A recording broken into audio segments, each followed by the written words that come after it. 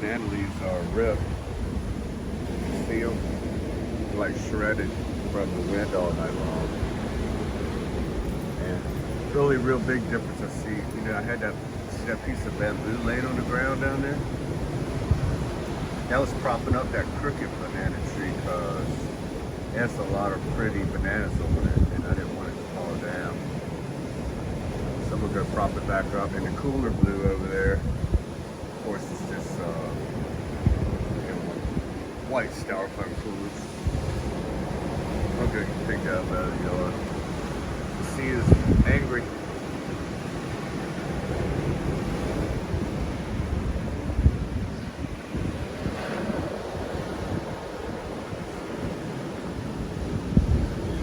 Welcome to 62 degrees. I could say even stormy. It's another beautiful day in the Philippines. So this is the effect of the typhoon. It must be really bad wherever it is. I'm going to check on that right now. As you notice, the typhoon is headed towards Taiwan. It's making a direct line to Taiwan. Or it might turn even more north and then go back east a little bit. It might curl away from Taiwan.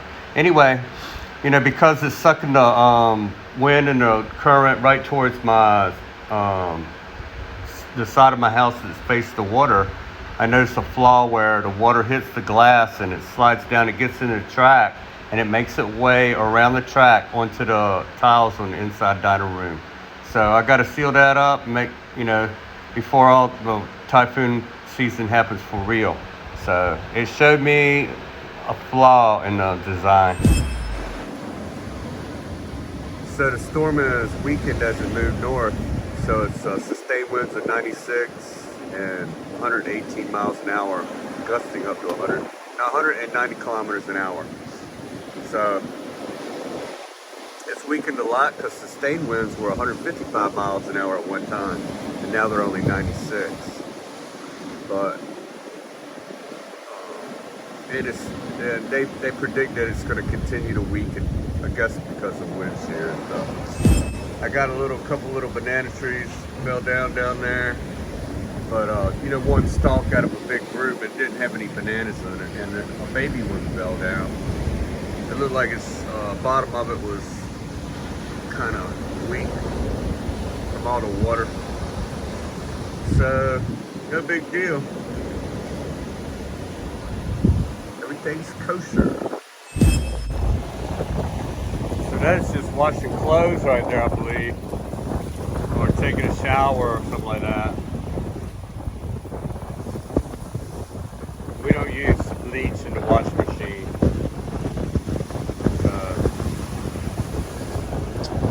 The detergent is safe.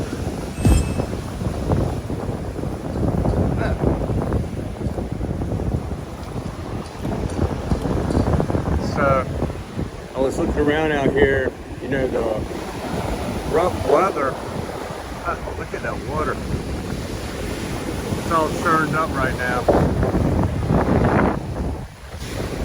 Brown and green, brown and green. Wow, super cool though.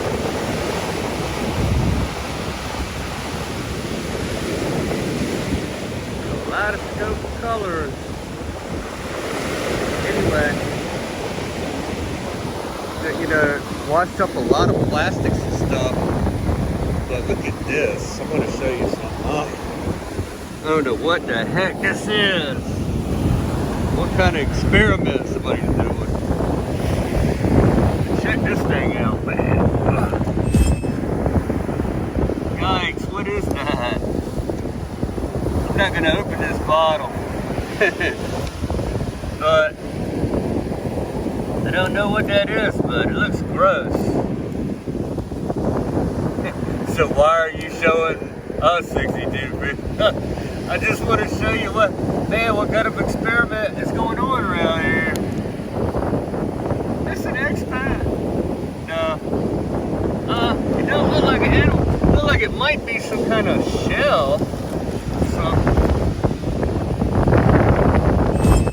I don't know how long that thing is. definitely something in there. Not alive.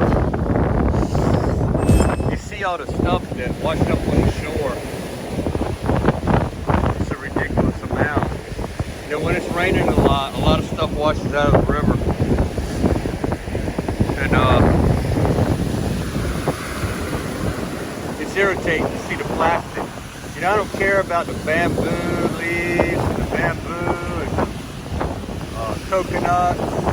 That's all natural. You know, you're going to see coconuts on the tropical shore line, but all the plastic just doesn't matter. I don't know if this is some kind of medical waste. Because, it looks like a medical jar of some sort.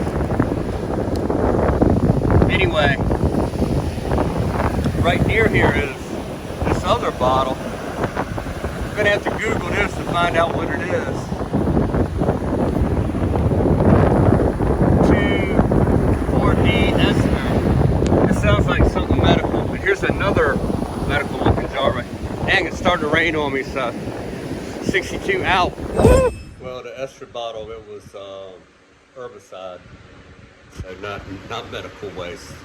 That's why you don't jump to conclusions. You know, you got to do your investigation first. 62 jump to conclusions. I don't know. I'm not sure about the other thing. You know, there's no writing on it, so very weird to me. There's a mad scientist about.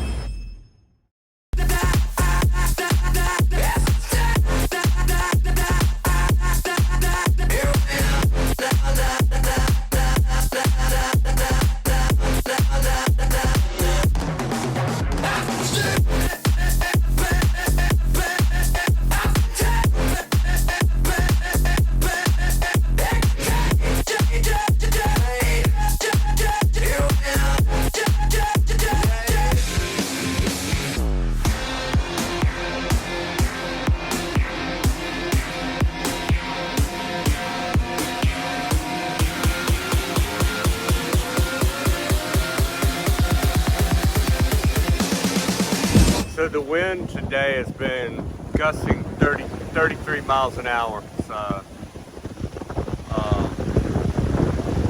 kind of like the Typhoon pulled it over this way.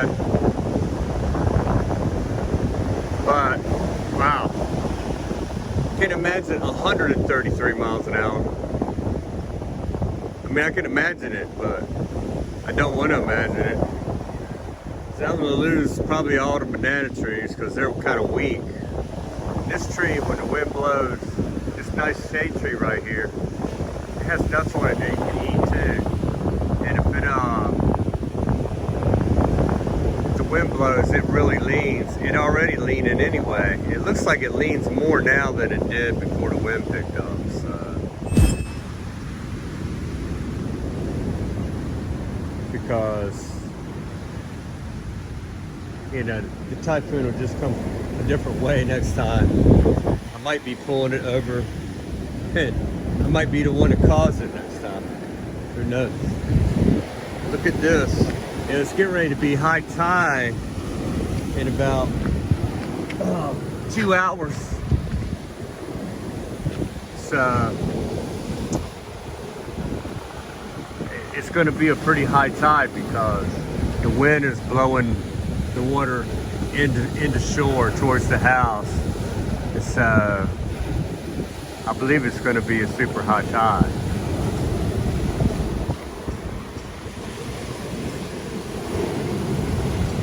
But we'll see. It seems like it's going to make it up to here. It's going to make it up. So I brought a bunch of rocks in here today, and I put them mostly around the steps.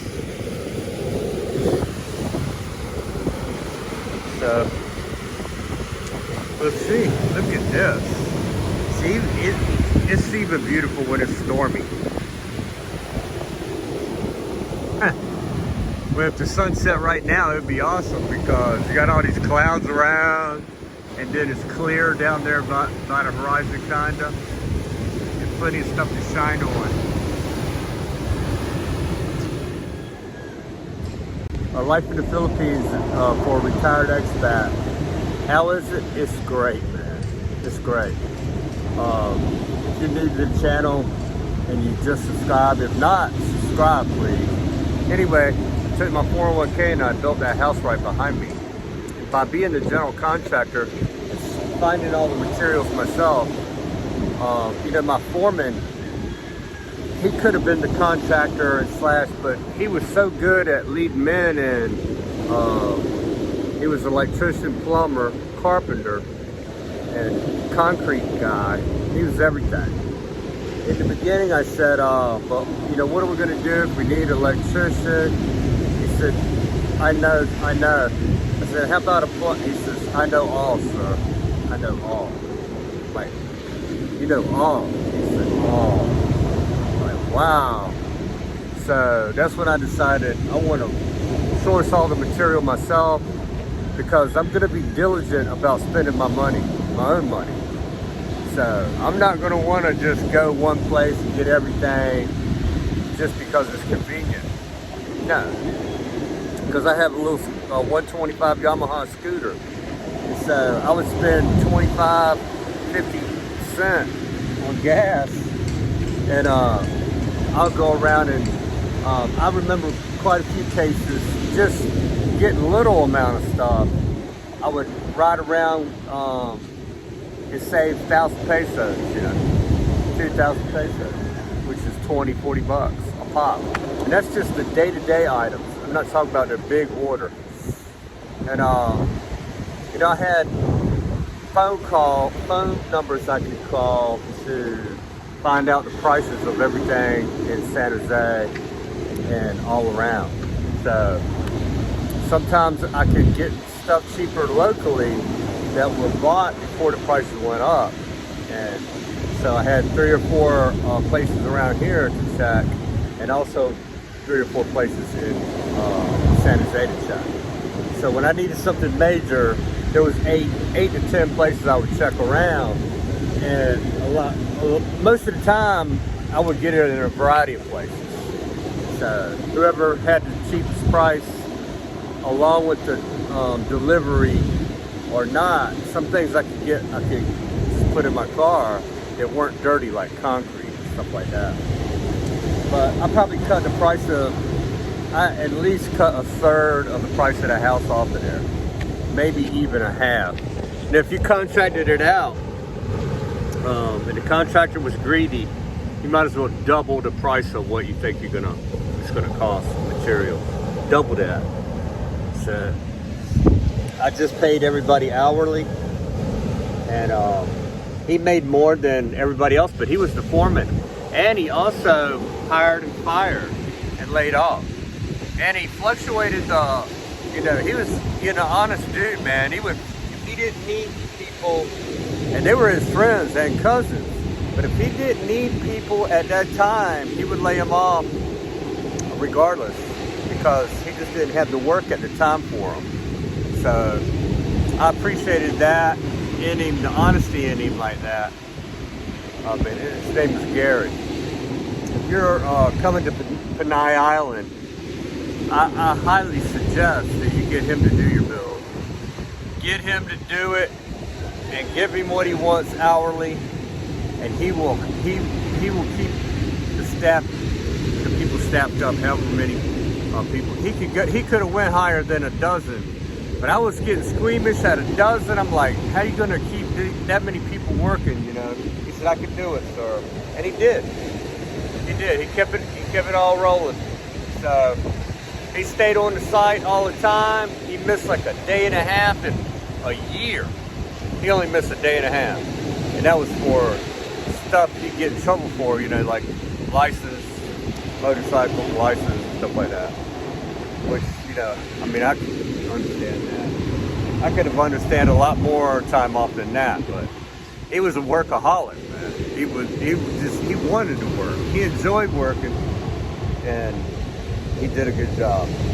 I'm supremely happy. Look at that house back there. He did that.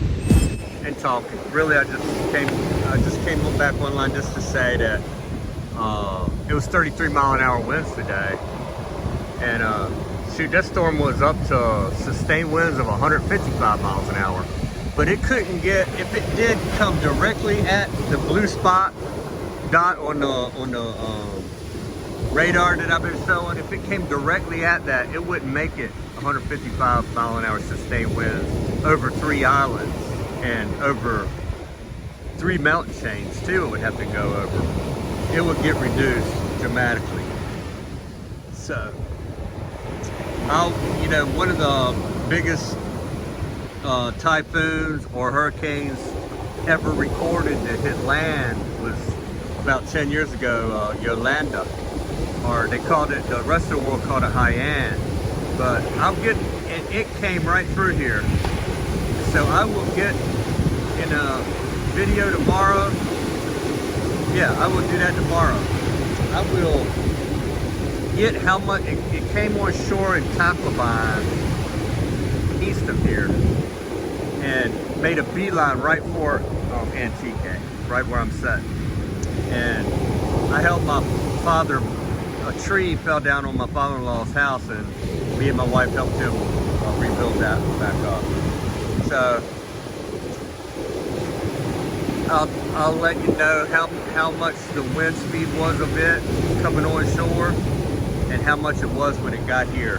So we'll see what the stats are. How much does the island and the mountain chains reduce the speed? We'll find that out tomorrow. Stay tuned. If you didn't subscribe, please subscribe, help me out. And it don't cost you anything to subscribe. You can subscribe, it'll help me, and it won't hurt you. And I won't bother you. And YouTube or Google will not bother you either. They will not message you about anything because you signed up for my channel. No, they will not bother you whatsoever. But what will happen is, if you got any questions about retiring in the Philippines or retiring early, period, or any questions about building in the Philippines or anything like that, I will be sure to answer every single one of your questions. Just subscribe. That's all you gotta do, and it'll all be free. You know, any information I have that I know can help you in retirement, in my journey through retirement or building here in the Philippines, that's all for free. There's no charge for any of that. Just advice. That's all. Or, you know, just a suggestion. That's all it is. You know, because I feel like I was nervous about retiring early and moving to the other side of the world and everything. So I know how it can be. You know, you might feel like you just can't stick your leg out there over the cliff, you know, but you know, there's an invisible floor there, dude. It's not as bad as you're imagining, you know, how hard it is. You know, I guess if you don't have a plan, it could be difficult, but I can help you plan it out. If you want to, just ask me questions through the comments, and I will answer every single one of them, the best of my ability. All right, 62 out. Hit that subscribe button.